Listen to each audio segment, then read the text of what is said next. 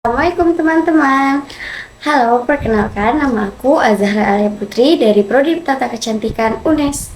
Di sini aku akan mempresentasikan hasil dari rangkuman materi literasi mata kuliah literasi digital materi 1 hingga ke-7.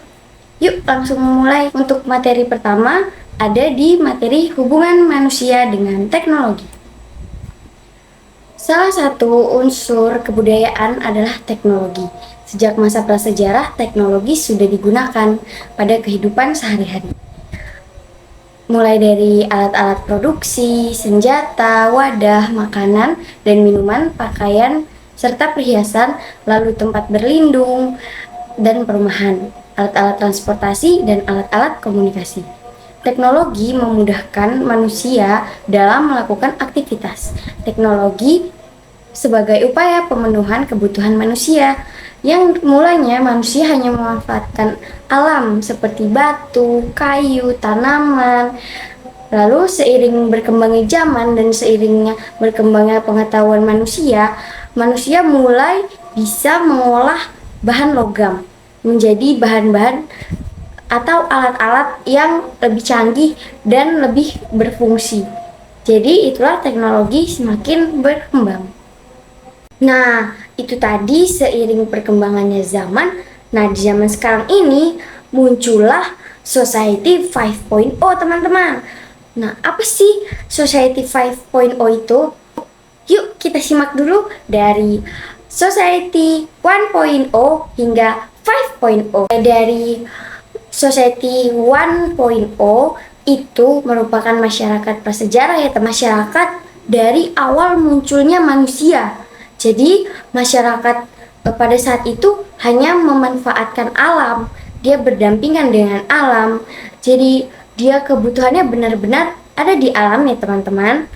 Lalu lanjut lagi ke masyarakat 2.0, yaitu masyarakat agraris. Yang tadinya masyarakat prasejarah hanya bisa memburu dan meramu, kini masyarakat agraris mulai bertani, melakukan pertanian dan pertanaman. Nah, saat melakukan pertanian ini, lalu muncullah konsep manusia yang bertani, pertanian, pertanaman, perkebunan mulai berkembang. Lalu semakin pesat masyarakat berkembang pesat itu pada saat di masa Society 3.0. Nah, ini disebut masyarakat industri. Masyarakat industri ini mulai memakai alat-alat mesin, transportasi, listrik, dan lain sebagainya. Lalu muncul lagi Society 4.0, yaitu masyarakat informasi. Nah, pada saat ini masyarakat informasi itu sudah berkembang, sudah mulai umum memakai teknologi. Jadi bagi masyarakat di 4.0 ini sudah umum menggunakan berbagai macam alat-alat. Mereka sudah tidak lagi terganggu dengan bagaimana cara mesin itu bekerja. Mereka sudah mulai mengetahuinya. Lalu setelah itu muncullah masyarakat 5.0, yaitu masyarakat super cerdas.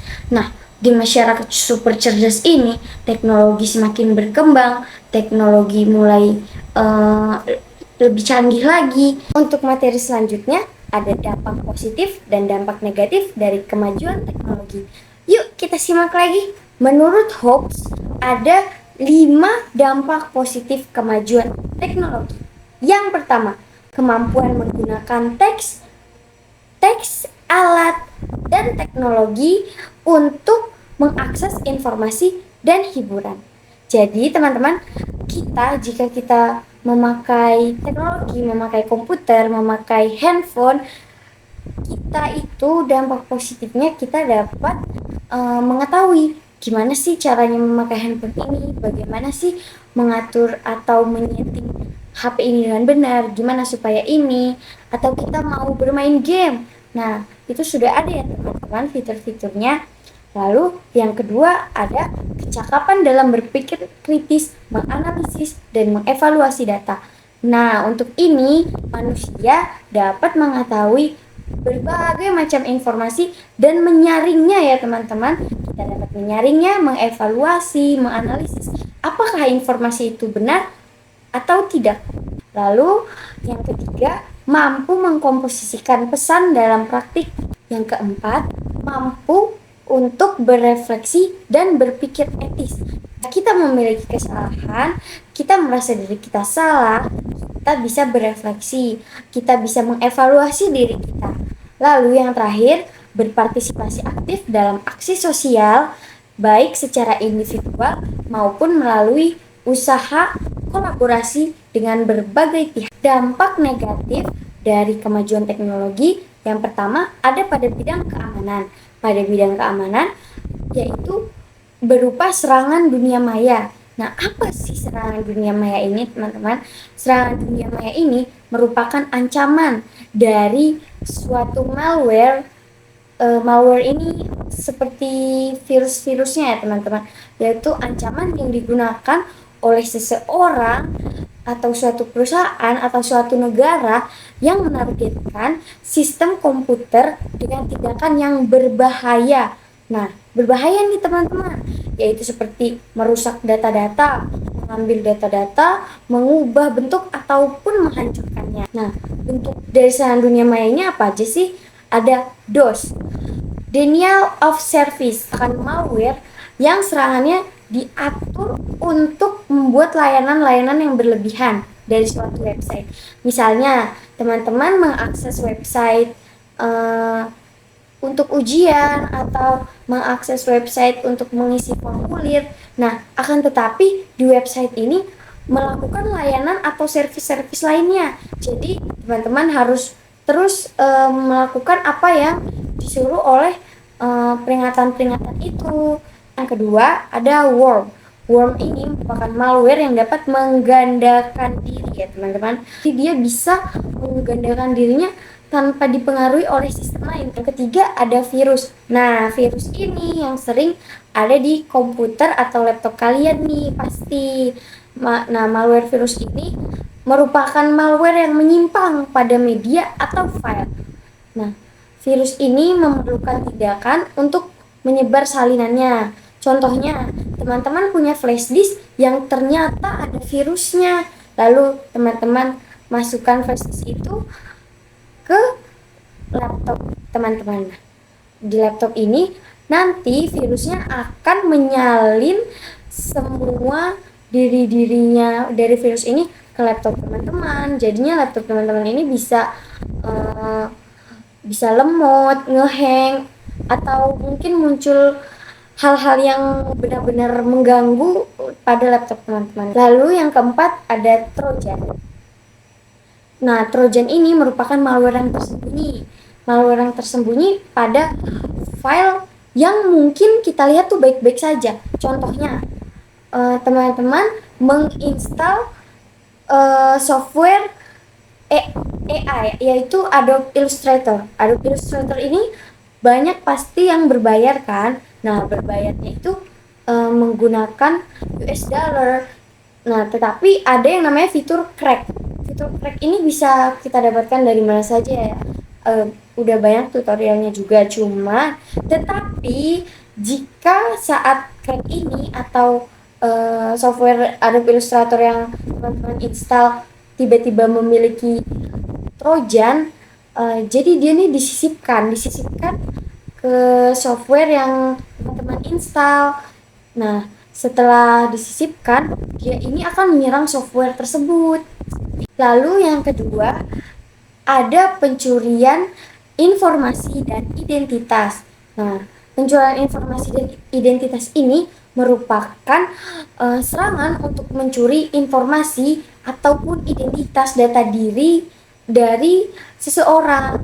Contohnya seperti apa? Seperti link phishing. Nah, teman-teman tahu nggak nih link phishing? Mungkin teman-teman pernah menjumpainya ya.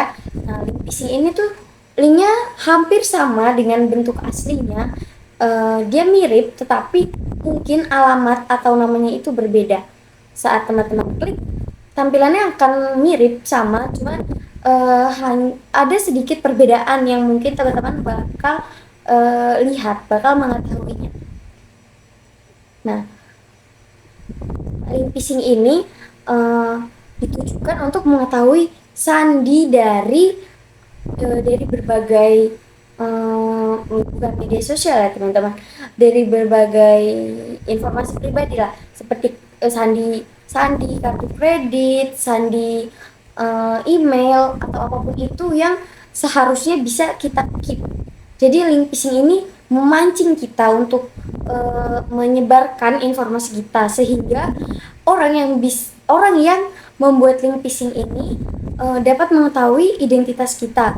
Dia tahu sandi kita, jadi kemungkinan dia akan memakai data-data itu, memakai uang yang ada di kartu kredit teman-teman secara teman-teman tidak mengetahuinya, seperti itu.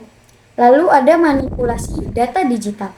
Manipulasi data digital ini bisa merubah suatu data yang tersimpan pada sistem. Contohnya seperti saat teman-teman men-scan KTP.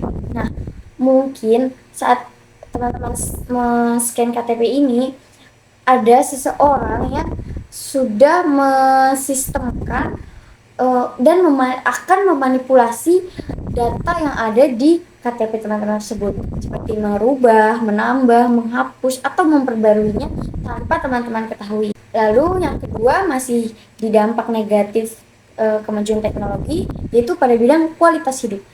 Yang pertama ada kualitas hidup ini kita pribadi bisa antisosial. Jangan kita ya teman-teman, mungkin mereka yang di luar sana bisa menjadi antisosial. Yang kedua bisa kecanduan. Untuk antisosial ini pribadinya akan menutup diri. Dia akan senang dengan gadgetnya saja. Dia akan fokus dengan gadgetnya saja.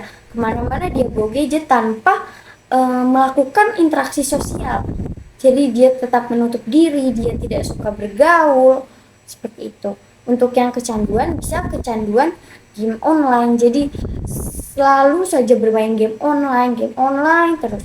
Jadinya menimbulkan rasa senang yang tersendiri, tetapi tanpa diketahui itu akan menyerang mental, sehingga kualitas hidup ini menjadi masalah mental yang mungkin akan parah gitu teman-teman, tanpa kita sadari.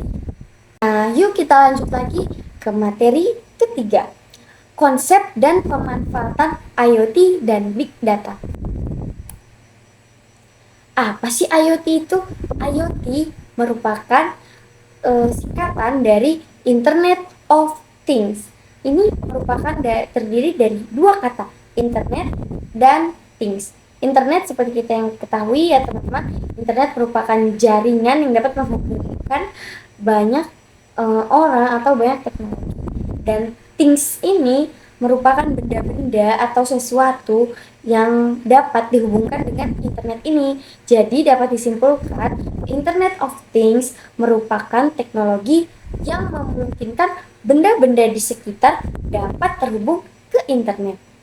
Untuk Big Data merupakan gambaran volume dari banyaknya jumlah data yang besar, baik data yang terstruktur maupun tidak terstruktur. Pemanfaatannya apa aja nih? Ada smart healthcare. Smart healthcare ini apa? Yaitu suatu alat-alat kesehatan yang sudah dirancang di sistemnya ini untuk pemanfaatan seperti pemantauan pasien, diagnosis. Nah, lalu yang kedua ada smart transportation. Smart transportation ini merupakan transportasi cerdas. Transportasi cerdas ini punya sensor yang memungkinkan untuk kapan tibanya suatu transportasi di wilayah-wilayah tertentu, seperti itu. Lalu ada smart cities. Smart cities ini smart transportation itu masuk ke dalam smart cities. Smart cities ini seperti pemantauan lalu lintas ya teman-teman. Jadi CCTV yang ada di jalanan itu bisa mengetahui dan memantau apa saja yang terjadi di jalan raya ataupun jalan-jalan besar lainnya. Nah, materi selanjutnya yaitu AI, Artificial Intelligence. Apa sih AI itu? Teman-teman pasti sering dengar kan? Atau mungkin teman-teman sudah memakainya. AI merupakan kecerdasan buatan, yaitu membuat mesin berpikir dan bertindak atau melakukan tugasnya layaknya manusia. John McCarthy pada tahun 1956 sudah mengemukakan AI ini merupakan sebuah cara untuk memodelkan proses berpikir manusia pada mesin. Jadi mesin ini sudah dirancang nih untuk melakukan tugas-tugasnya seperti manusia, bisa berpikir, bisa bertindak, bisa merespon, dan lain sebagainya. Jadi ini didesain agar mesin itu berperilaku seperti manusia. Konsepnya seperti apa tuh? Ya, yang pertama, AI memiliki sistem yang berpikir seperti manusia. Yang kedua, AI memiliki sistem yang berpikir secara rasional. Yang ketiga, AI memiliki sistem yang bertindak seperti manusia. Yang keempat, AI memiliki sistem yang bertindak secara rasional. Lanjut lagi ke materi e-commerce. Pasti teman-teman tahu ya e-commerce dan sudah menggunakannya nih secara sering, ya kan? Nah, e-commerce ini merupakan perdagangan elektronik, bertransaksi secara digital, berdagang secara digital, baik antar individu maupun antar organisasi. Jadi e-commerce merupakan perdagangan yang sangat luas, bisa menghubungkan banyak jutaan manusia dapat berdagang dan bertransaksi secara digital, transaksi dan berdagang melalui internet dengan mudahnya. Nah, apa aja nih pemanfaatannya? Nah, ada pada aplikasi seperti Shopee, teman-teman pasti tahu ya, Shopee, Lazada, Tokopedia, itu merupakan e-commerce. Nah, tetapi media sosial juga bisa loh teman-teman jadi e-commerce seperti Twitter, Facebook, ataupun Instagram. Nah, Twitter, Facebook, dan Instagram ini bisa menjadi e-commerce itu karena apa? Karena adanya bukan fitur ya teman-teman, ini tuh mungkin program endorsement. Nah, endorsement ataupun periklanan di media sosial. Nah, itu bisa menjadi perdagangan, mempromosikan produk. Nah, untuk bertransaksi secara digital ada e-wallet. Nah, e-wallet ini merupakan dompet digital seperti Dana, GoPay, ShopeePay, OVO, Link Aja, dan lain sebagainya. Itu ya teman-teman yang menjadi. Jadi teman-teman tidak perlu repot-repot untuk mengeluarkan uang cash, hanya tinggal scan. Seperti itu. Nah, selanjutnya etika di dunia cyber. Nah, teman-teman tahu nggak nih apa sih dunia cyber? Sebenarnya teman-teman sudah mengetahuinya loh dan sudah memakainya. Nah, dunia cyber merupakan jejaring sosial yang dapat menghubungkan jutaan manusia untuk berinteraksi secara sosial, secara online, digital melalui internet. Nah, aktivitas-aktivitas sosial tadi bisa bertujuan sebagai pertemanan, pertukaran informasi, perdagangan, dan lain sebagainya. Nah, apa aja nih etika di dunia cyber? Yang pertama, yaitu membagikan kebenaran. Pertama itu kebenaran ya teman-teman. Kita harus membagikan kebenaran informasi agar tidak menjadi berita palsu atau berita bohong yang dapat merugikan orang banyak. Nah, yang kedua, memberikan informasi dari suatu kebaikan. Jadi informasi yang kita berikan harus mengandung kebaikan. Tidak boleh ada unsur kejahatan ya teman-teman, dan tidak boleh ada unsur kebencian. Nah, kebaikan ini dapat bermanfaat bagi orang lain. Yang ketiga, yaitu adanya hak cipta. Nah, teman-teman ini tidak boleh melakukan plagiasi atau mengcopy suatu karya dari seseorang atau dari postingan orang lain dan dijadikan layaknya seperti karya kita sendiri. Nah, itu tidak boleh ya teman-teman. Lalu yang kelima ada pengunggahan hal-hal yang baik. Nah, seperti yang pertama tadi, kita harus melakukan postingan yang baik-baik, yang bermanfaat, yang tidak ada unsur kebencian, kekerasan, dan lain-lain. Nah, ada nih panduan bermedia sosial, yaitu yang pertama, selektif dalam berteman. Sebenarnya kita dapat berteman dengan siapapun, tetapi dalam berteman juga harus menseleksi apakah dia baik, apakah dia bermanfaat, apakah dia merugikan, seperti itu. Jadi teman-teman harus menyesuaikan diri dengan teman lainnya gitu. Lalu ada interaktif bukan pasif. Ya pasif, jangan hanya diem saja. Maksudnya kita punya media sosial, tetapi media sosial itu seperti mati. Jadi orang paling tidak sudah mengetahui kalau teman-teman ini punya media sosial. Lalu yang ketiga, hindari mengumbar kehidupan pribadi. Lalu yang keempat, ada menjaga keamanan akun. Nah, jangan sampai ya sandi atau password teman-teman yang penting-penting ini tersebar. Lalu yang kelima ada menjaga privasi. Keenam ada menyebarkan hal-hal positif. Nah, hal-hal positif ini berupa hal-hal yang bermanfaat, kebaikan. Jadi jangan ada ujaran kebencian.